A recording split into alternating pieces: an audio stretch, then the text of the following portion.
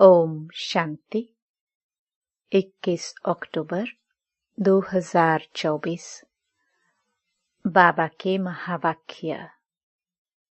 मीठे बच्चे, सच्चे बाप के साथ सच्चे बनो, सच्चाई का चार्ट रखो, ज्ञान का अहंकार छोड़ याद में रहने का पूरा पूरा पुरुषार्थ करो। प्रश्न: महावीर बच्चों की मुख्य निशानी क्या होगी? उत्तर: महावीर बच्चे वह जिनकी बुद्धि में निरंतर बाप की याद हो। महावीर माना शक्तिमान। महावीर वह जिन्हें निरंतर खुशी हो, जो आत्म अभिमानी हो, जरा भी देह का अहंकार न हो। ऐसे महावीर बच्चों की बुद्धि में रहता कि हम आत्मा हैं, बाबा हमें पढ़ा रहे हैं। ओम शांति। रूहानी बाप रूहानी बच्चों से पूछते हैं, अपने को रूह या आत्मा समझ बैठे हो? क्योंकि बाप जानते हैं यह कुछ डिफिकल्ट है, इसमें ही मेहनत है। जो आत्म अभिमानी होकर बैठे हैं उनको ही महावीर कहा जाता है। अपने को आत्मा समझ बाप को याद करना, उनको महावीर कहा जाता है। हमेशा अपने से पूछते रहो कि हम आत्म अभिमानी हैं। याद से ही महावीर बनते हैं, गोया सुप्रीम बनते हैं। और जो भी धर्म वाले आते हैं वह इतने सुप्रीम नहीं बनते हैं, वह तो आते भी देर से हैं। तुम नंबरवार सुप्रीम बनते हो। सुप्रीम अर्थात शक्तिमान व महावीर। तो अंदर में यह खुशी होती है कि हम आत्मा हैं। हम सब आत्माओं का बाप हमको पढ़ाते हैं। यह भी बाप जानते हैं। कोई अपना चार्ट 25% दिखाते हैं, कोई 100% दिखाते हैं, कोई कहते हैं 24 घंटे में आधा घंटा याद ठहरती है, तो कितना % हुआ? अपनी बड़ी संभाल रखनी है। धीरे धीरे महावीर बनना है। फट से नहीं बन सकते हैं, मेहनत है। वह जो ब्रह्म ज्ञानी तत्व ज्ञानी है, ऐसे मत समझो वह अपने को कोई आत्मा समझते हैं। वह तो ब्रह्म घर को परमात्मा समझते हैं और स्वयं को कहते हैं अहम ब्रह्मस्मि। अब घर से थोड़े योग लगाया जाता है। अभी तुम बच्चे अपने को आत्मा समझते हो। यह अपना चार्ट देखना है। 24 घंटे में हम कितना समय अपने को आत्मा समझते हैं? अभी तुम बच्चे जानते हो हम ईश्वरीय सर्विस पर हैं, ऑन गॉडली सर्विस। यही सबको बताना है कि बाप सिर्फ कहते हैं मन मना भव, अर्थात अपने को आत्मा समझ मुझे याद करो। यह है तुम्हारी सर्विस। जितनी तुम सर्विस करेंगे उतना फल भी मिलेगा। यह बातें अच्छी रीति समझने की हैं। अच्छे अच्छे महारथी बच्चे भी इस बात को पूरा समझते नहीं हैं। इसमें बड़ी मेहनत है। मेहनत बिगर फल थोड़े मिल सकता है। बाबा देखते हैं, कोई चार्ट बनाकर भेज देते हैं, कोई से तो चार्ट लिखना पहुंचता ही नहीं है। ज्ञान का अहंकार है, याद में बैठने की मेहनत पहुंचती नहीं। बाप समझाते हैं, मूल बात है ही याद की। अपने पर नजर रखनी है कि हमारा चार्ट कैसा रहता है, वह नोट करना है। कई कहते हैं चार्ट लिखने की फुर्सत नहीं। मूल बात तो बाप कहते हैं, अपने को आत्मा समझ अलफ को याद करो। यहाँ जितना समय बैठते हो तो बीच बीच में अपने दिल से पूछो कि हम कितना समय याद में बैठे। यहाँ जब बैठते हो तो तुमको याद में ही रहना है, और चक्कर फिराओ तो भी हर्जा नहीं।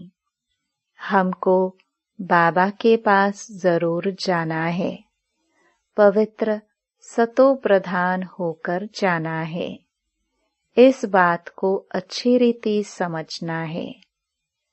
कई तो फट से भूल जाते हैं, सच्चा सच्चा चार्ट अपना बताते नहीं है। ऐसे बहुत महारथी हैं, सच तो कभी नहीं बताएंगे। आधा कल्प झूठ दुनिया चली तो झूठ जैसे अंदर जम गया है। इसमें भी जो साधारण है वह तो झट चार्ट लिखेंगे। बाप कहते हैं, तुम पापों को भस्म कर पावन होंगे याद की यात्रा से। सिर्फ ज्ञान से तो पावन नहीं होंगे, बाकी फायदा क्या। पुकारते भी हो पावन बनने के लिए, उसके लिए चाहिए याद। हर एक को सच्चाई से अपना चार्ट बताना चाहिए। यहाँ तुम पौना घंटा बैठे हो तो देखना है पौने घंटे में हम कितना समय अपने को आत्मा समझ बाप की याद में थे। कईयों को तो सच बताने में लज्जा आती है। बाप को सच नहीं बताते। वह समाचार देंगे, यह सर्विस की, इतनों को समझाया, यह किया, परंतु याद की यात्रा का चार्ट नहीं लिखते। बाप कहते हैं, याद की यात्रा में न रहने कारण ही तुम्हारा कोई को तीर नहीं लगता है। ज्ञान तलवार में जौहर नहीं भरता है। ज्ञान तो सुनाते हैं, बाकी योग का तीर लग जाए वह बड़ा मुश्किल है। बाबा तो कहते हैं, पौने घंटे में 5 मिनट भी याद की यात्रा में नहीं बैठते होंगे। समझते ही नहीं है कि कैसे अपने को आत्मा समझ और बाप को याद करे। कई तो कहते हैं हम निरंतर याद में रहते हैं। बाबा कहते हैं यह अवस्था अभी हो नहीं सकती। अगर निरंतर याद करते फिर तो कर्मातीत अवस्था आ जाए, ज्ञान की पराकाष्ठा हो जाए। थोड़ा ही किसको समझाने से बहुत तीर लग जाए। मेहनत है ना। विश्व का मालिक कोई ऐसे थोड़ी बन जाएंगे। माया तुम्हारी बुद्धि का योग कहाँ का कहाँ ले जाएगी। मित्र संबंधी आदि याद आते रहेंगे। किसको विलायत जाना होगा तो सब मित्र संबंधी स्टीमर, एरोप्लेन आदि ही याद आते रहेंगे। विलायत जाने की जो प्रैक्टिकल इच्छा है वह खींचती है। बुद्धि का योग बिल्कुल टूट जाता है और कोई तरफ बुद्धि न जाए। इसमें बड़ी मेहनत की बात है। सिर्फ एक बाप की ही याद रहे, यह देह भी याद न आए। यह अवस्था तुम्हारी पिछाड़ी को होगी। दिन प्रतिदिन जितना याद की यात्रा को बढ़ाते रहे, इसमें तुम्हारा ही कल्याण है। जितना याद में रहेंगे उतना तुम्हारी कमाई होगी। अगर शरीर छूट गया फिर यह कमाई तो कर नहीं सकेंगे। जाकर छोटा बच्चा बनेंगे तो कमाई क्या कर सकेंगे। भल आत्मा यह संस्कार ले जाएगी, परंतु टीचर तो चाहिए ना, जो फिर स्मृति दिलाए। बाप भी स्मृति दिलाते हैं ना। बाप को याद करो, यह सिवाय तुम्हारे और कोई को पता नहीं है कि बाप की याद से ही पावन बनेंगे। वह तो गंगा स्नान को ही ऊंच मानते हैं, इसलिए गंगा स्नान ही करते रहते हैं। बाबा तो इन सब बातों का अनुभवी है ना। इसने तो बहुत गुरु किए हैं। वह स्नान करने जाते हैं पानी का। यहाँ तुम्हारा स्नान होता है याद की यात्रा से। सिवाय बाप की याद के तुम्हारी आत्मा पावन बन ही नहीं सकती। इनका नाम ही है योग, अर्थात याद की यात्रा। ज्ञान को स्नान नहीं समझना, योग का स्नान है। ज्ञान तो पढ़ाई है, योग का स्नान है जिससे पाप कटते हैं। ज्ञान और योग दो चीजें हैं। याद से ही जन्म जन्मांतर के पाप भस्म होते हैं। बाप कहते हैं, इस याद की यात्रा से ही तुम पावन बन सतो प्रधान बन जाएंगे। बाप तो बहुत अच्छी रीति समझाते हैं। मीठे मीठे बच्चों, इन बातों को अच्छी रीति समझो, यह भूलो नहीं। याद की यात्रा से ही जन्म जन्मांतर के पाप कटेंगे। बाकी ज्ञान तो है कमाई। याद और पढ़ाई दोनों अलग चीज हैं। ज्ञान और विज्ञान।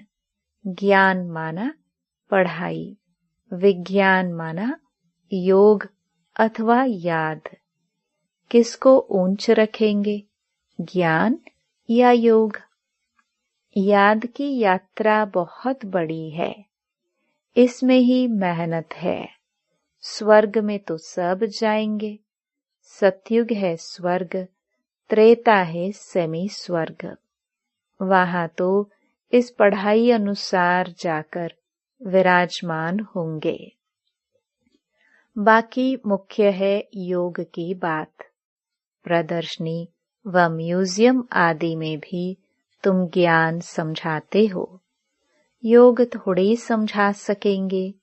सिर्फ इतना कहेंगे, अपने को आत्मा समझ, बाप को याद करो। बाकी ज्ञान तो बहुत देते हो। बाप कहते हैं, पहले पहले बात ही यह बताओ कि अपने को आत्मा समझ, बाप को याद करो। इस ज्ञान देने के लिए ही तुम इतने चित्र आदि बनाते हो। योग के लिए कोई चित्र की दरकार नहीं है। चित्र सब ज्ञान की समझाने के लिए बनाए जाते हैं। अपने को आत्मा समझने से देह का अहंकार बिल्कुल टूट जाता है। ज्ञान में तो जरूर मुख चाहिए वर्णन करने के लिए। योग की तो एक ही बात है, अपने को आत्मा समझ बाप को याद करना है। पढ़ाई में तो देह की दरकार है। शरीर बिगर कैसे पढ़ेंगे व पढ़ाएंगे। पतित पावन बाप है तो उनके साथ योग लगाना पड़े ना। परंतु कोई जानते नहीं है। बाप खुद आकर सिखलाते हैं। मनुष्य को कभी सिखला न सके। बाप ही कहते हैं मुझे याद करो। इसको कहा जाता है परमात्मा का ज्ञान। परमात्मा ही ज्ञान का सागर है। यह बड़ी समझने की बातें हैं। सबको यही बोलो कि बेहद के बाप को याद करो। वह बाप नई दुनिया स्थापन करते हैं। वह समझते ही नहीं कि नई दुनिया स्थापन होनी है। जो भगवान को याद करे, ध्यान में भी नहीं है तो ख्याल करे ही क्यों। यह भी तुम जानते हो। परमपिता परमात्मा शिव भगवान एक ही है। कहते भी है ब्रह्म देवताय नमः। फिर पिछाड़ी में कहते हैं शिव परमात्माय नमः। वह बाप है ही ऊंच ते ऊंच, परंतु वह क्या है यह भी नहीं समझते। अगर पत्थर ठिक्कर में है फिर नमः काहे की। अर्थ रहित बोलते रहते हैं। यहाँ तो तुमको आवाज से परे जाना है, अर्थात निर्वाण धाम शांति धाम में जाना है। शांति धाम सुख धाम कहा जाता है। वह है स्वर्ग धाम। नरक को धाम नहीं कहेंगे। अक्षर बड़े सहज हैं। क्राइस्ट का धर्म कहाँ तक चलेगा, यह भी उन लोगों को कुछ पता नहीं। कहते भी हैं क्राइस्ट से 3000 वर्ष पहले पैराडाइज था, अर्थात देवी देवताओं का राज्य था। तो फिर 2000 वर्ष क्रिश्चियन का हुआ। अब फिर देवता धर्म होना चाहिए ना। मनुष्यों की बुद्धि कुछ काम नहीं करती। ड्रामा के राज को न जानने कारण कितने प्लान बनाते रहते हैं। यह बातें बड़ी अवस्था वाली बूढ़ी माताएं तो समझ न सके। बाप समझाते हैं अभी तुम सबकी वानप्रस्थ अवस्था है। वाणी से परे जाना है।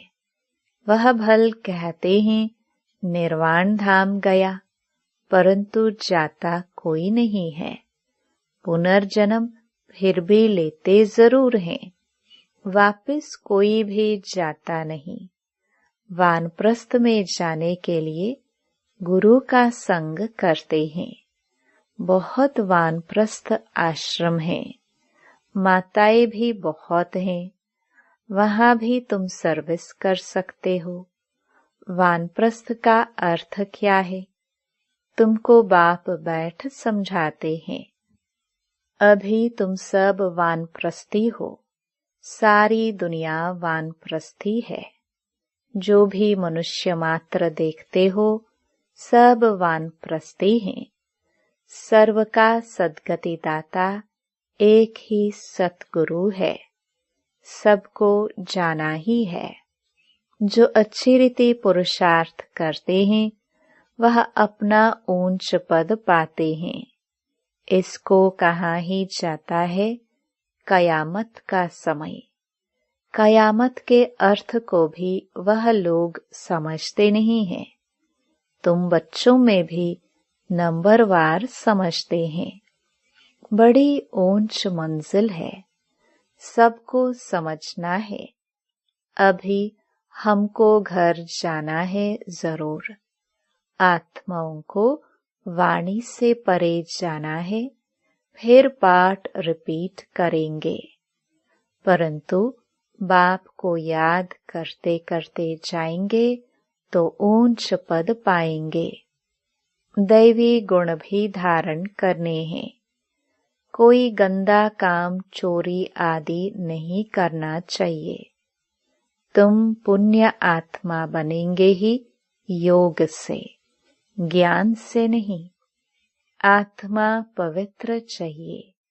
शांति धाम में पवित्र आत्माएं ही जा सकती हैं। सब आत्माएं वहां रहती हैं, अभी आती रहती हैं। अब बाकी जो भी होगी वह यहाँ आती रहेंगी। तुम बच्चों को याद की यात्रा में बहुत रहना है। यहाँ तुमको मदद अच्छी मिलेगी। एक दो का बल मिलता है ना। तुम थोड़े बच्चों की ही ताकत काम करती है। गोवर्धन पहाड़ दिखाते हैं ना, अंगुली पर उठाया, तुम गोप गोपिया हो ना। सत्युगी देवी देवताओं को गोप गोपिया नहीं कहा जाता है। अंगुली तुम देते हो। आयरन एज को गोल्डन एज व नरक को स्वर्ग बनाने के लिए तुम एक बाप के साथ बुद्धि का योग लगाते हो। योग से ही पवित्र होना है। इन बातों को भूलना नहीं है। यह ताकत तुमको यहाँ मिलती है। बाहर में तो आसुरी मनुष्यों का संग रहता है। वहाँ याद में रहना बड़ा मुश्किल है। इतना अडोल वहाँ तुम रह नहीं सकेंगे। संगठन चाहिए ना। यहाँ सब एक रस इकट्ठे बैठते हैं तो मदद मिलेगी। यहाँ धंधा आदि कुछ भी नहीं रहता है। बुद्धि कहाँ जाएगी? बाहर में रहने से धंधा घर आदि खींचेगा जरूर। यहाँ तो कुछ है नहीं। यहाँ का वायुमंडल अच्छा शुद्ध रहता है। ड्रामानुसार कितना दूर पहाड़ी पर आकर तुम बैठे हो। यादगार भी सामने एक्यूरेट खड़ा है। ऊपर में स्वर्ग दिखाया है, नहीं तो कहाँ बनावे। तो बाबा कहते हैं यहाँ आकर बैठते हो तो अपनी जांच रखो। हम बाप की याद में बैठते हैं। स्वदर्शन चक्र भी फिरता रहे। अच्छा, मीठे मीठे सिखिलदे बच्चों प्रति मात पिता बाप दादा का याद प्यार और गुड मॉर्निंग।